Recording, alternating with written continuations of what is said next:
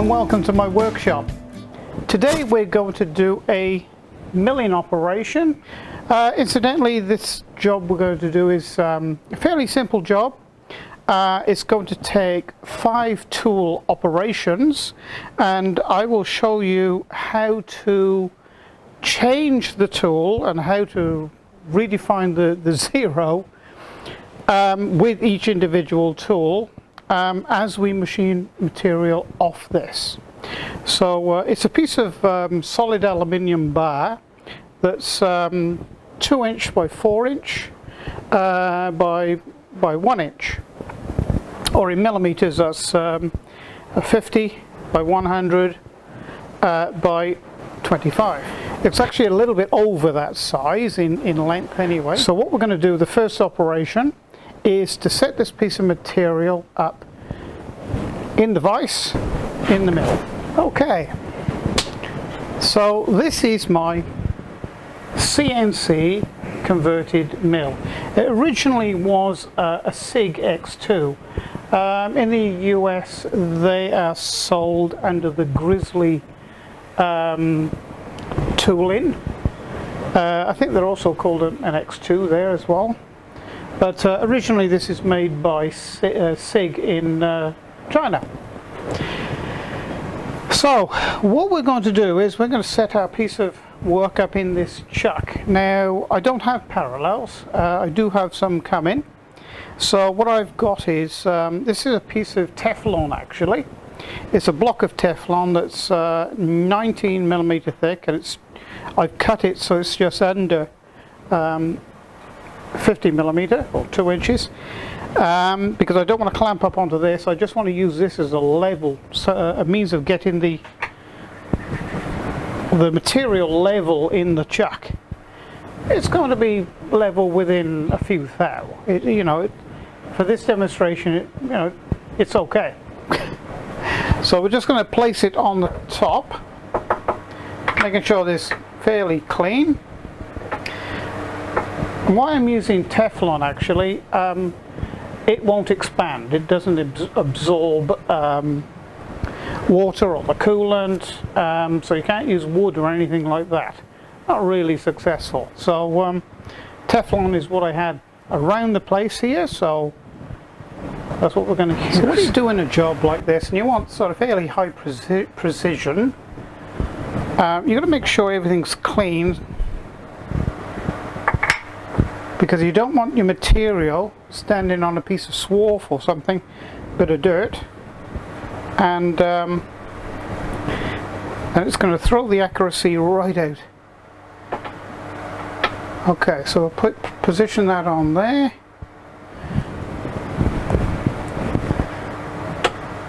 And do the chuck up. Now we'll get something to put in here to do it up a bit tighter. Okay. Also what you need to do is to just settle the material down, although that isn't moving.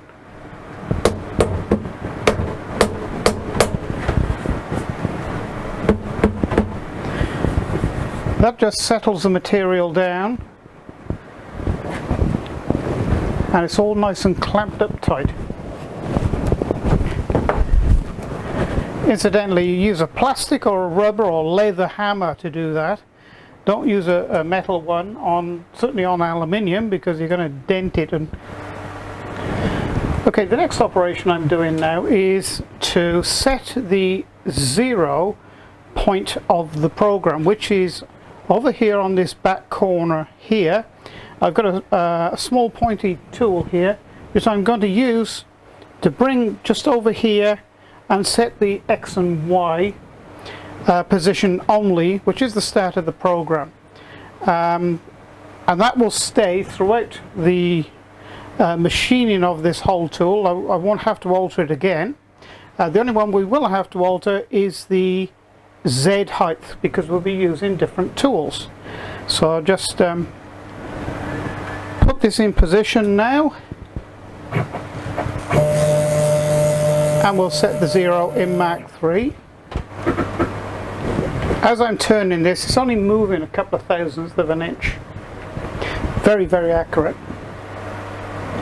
And I know I've got about 5 millimeters of material too much.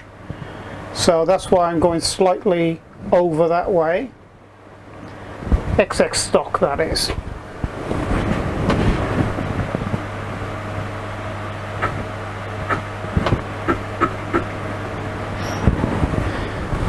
And that's pretty right there. So now I'm going to set the X and Y 0 position.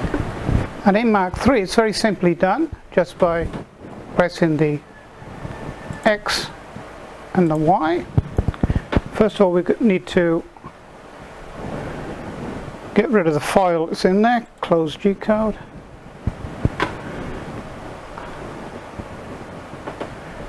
Okay, so we've got the X and the Y set. I'm going to put our first cutting tool in now, and that is to face off the top of the material, and that's a 19mm 4-flute end mill.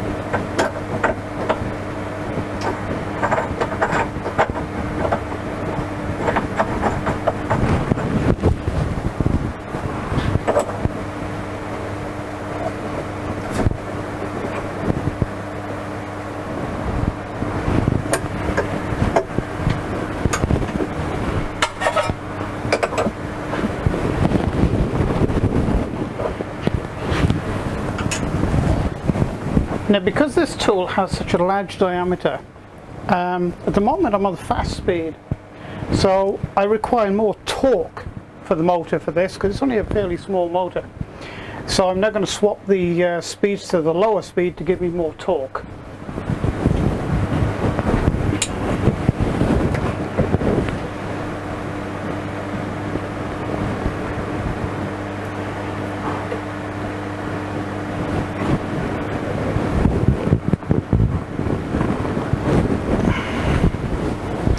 And of course with this we need coolant as well. So we'll direct the coolant onto the tool. But first we've got to set the 0 or the Z height of the tool in relation to the work.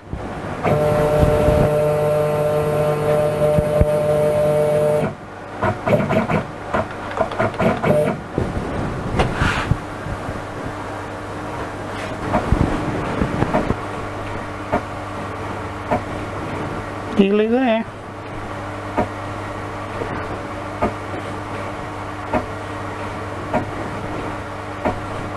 There it is.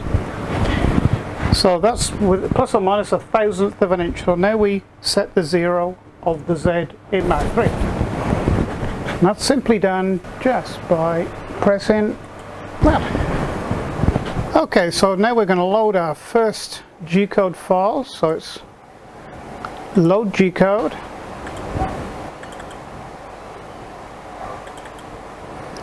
Okay, here it is here. Operation 1, 19mm end mill.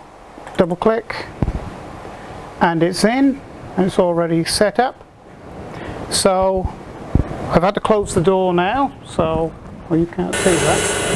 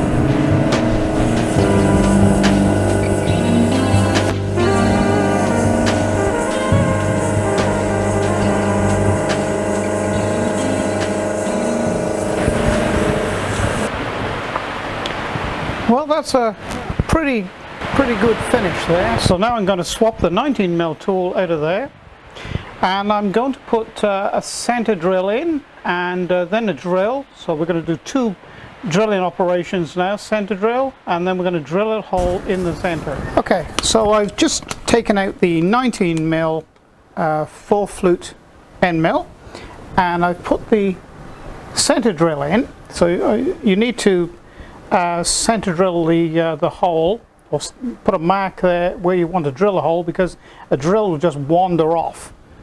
So the way you find the Z of this now is a very simple method I've used for a long time.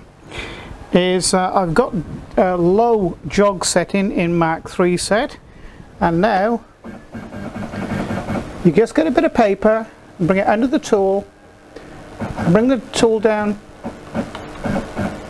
very steadily, and with multiple lights you can see where the tip of the tool is too. You see that? There's like several different shadows, so when the shadows meet, you're pretty well on top of the work. So when you get really close like that, you just move the paper, take it 1/1000 of an inch at a time, and just move the paper until you feel the tool grab. There it is, just grabbed. So just take it back off a bit.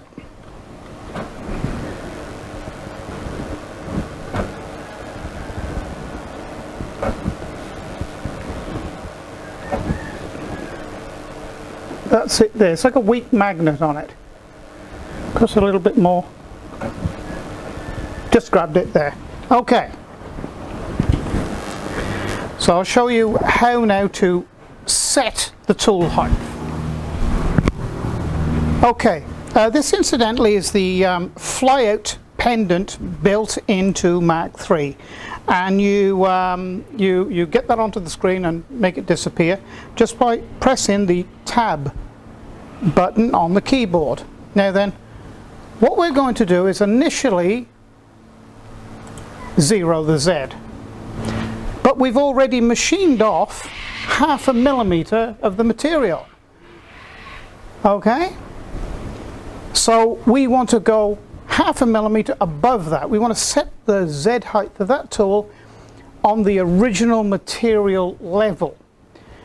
And this is the way you do that. It's very simple. Now I've got a low jog setting. I'll show you how to set the jog or alter the jog. So you bring out the pendant, and to set the jog you just alter these.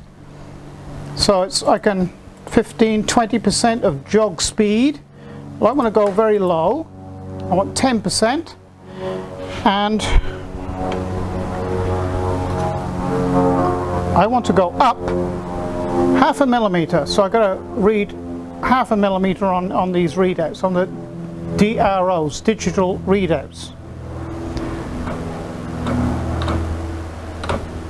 Now I've just gone a little bit over there, so you bring out the, and we can slow this down.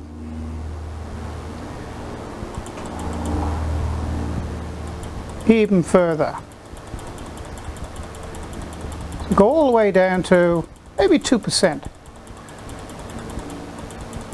Bit extreme, but just showing it that you can actually alter this. And so it means we want to go down.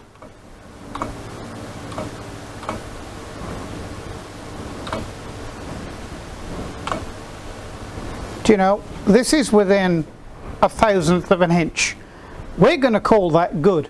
So we're going to reset now the Z height 1/2 millimeter above that machined material. Don't forget, we've machined 1/2 millimeter off the top of that material. So the original 0 point is 1/2 millimeter above what the material is there. So we brought the tool down onto the material top and touched it off and set the 0. So now we've brought the tool up exactly 1/2 millimeter where the old material was. So now we're going to set the new 0 point for this tool, and that now is exactly where the old material was, where the original material was. So now we're set right for the program. That is how to change a tool and find the 0 when you've actually machined material away.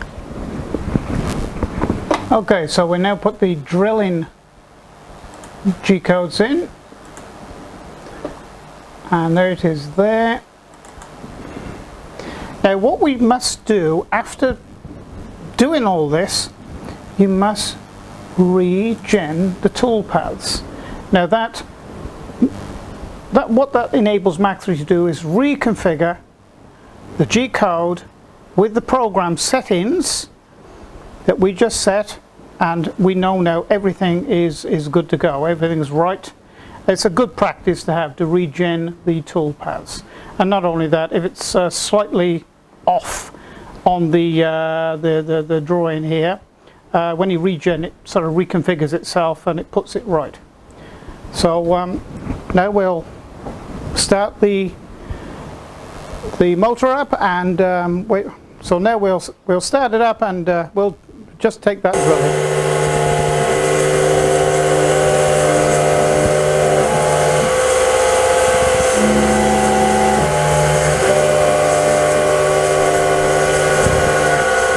Okay, same process again. Piece of paper. Just come down.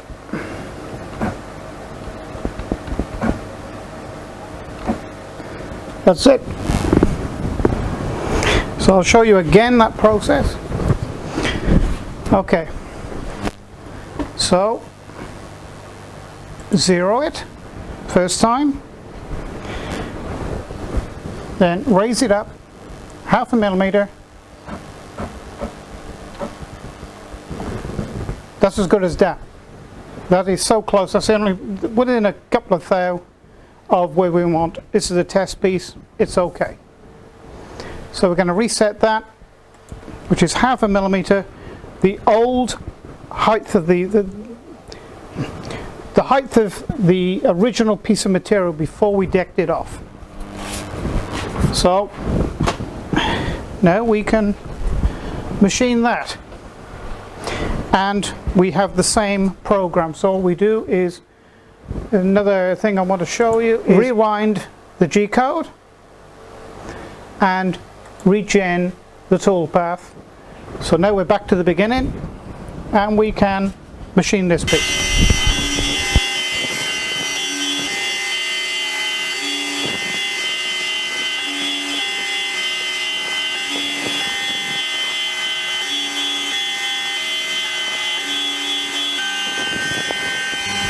Okay, this time it's the 8 millimeter 3 flute end mill, and it's exactly the same process.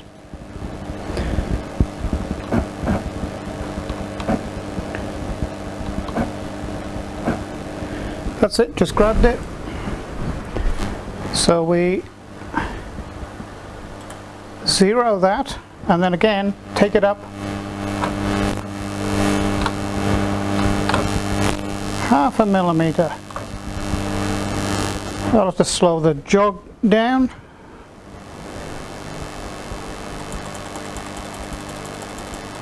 That'll do.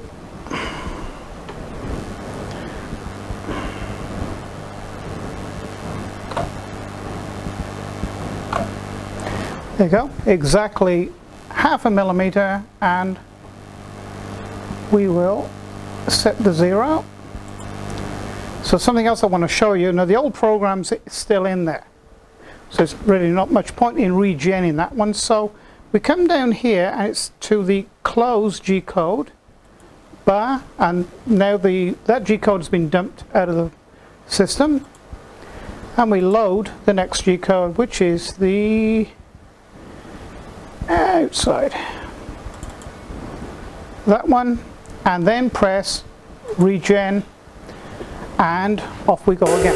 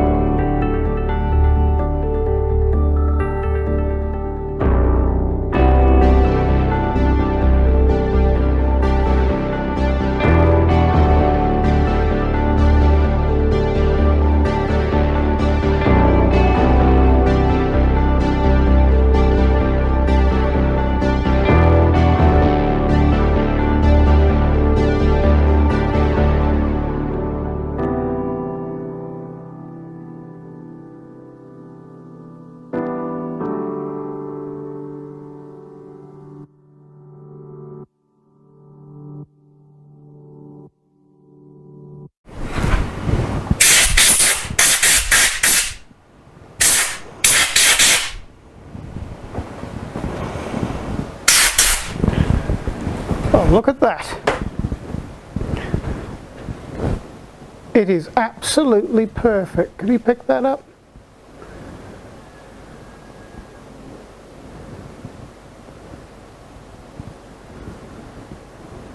Very clean, very nice.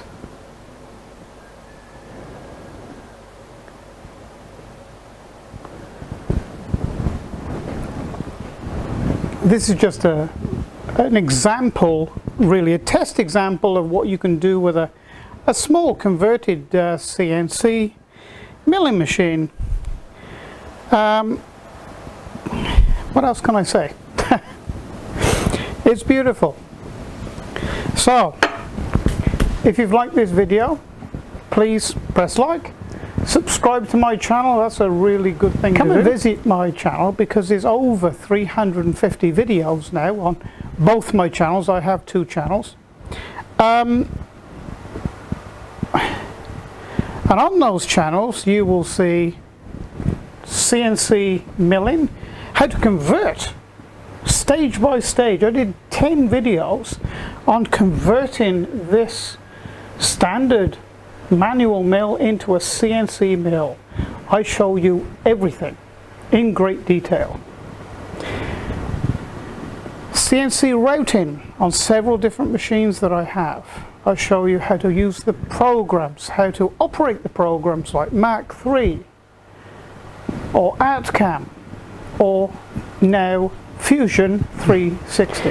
In the next video I will show you in Fusion 360 exactly how to put this together and how to do the toolpaths in the cam and everything you need to know. A simple job. You've got to start off simple first. Don't jump into doing big complex jobs because you're going to stuff up badly and start breaking tools, and then it's going to get very expensive. So, and I also do quite a bit of wood turning and shop jobs that I do around here. So I think there's something there probably for everybody, you know, everybody's taste. So thank you for joining me, and don't forget, press that subscribe button, and please come back and see me again. So it's bye for now.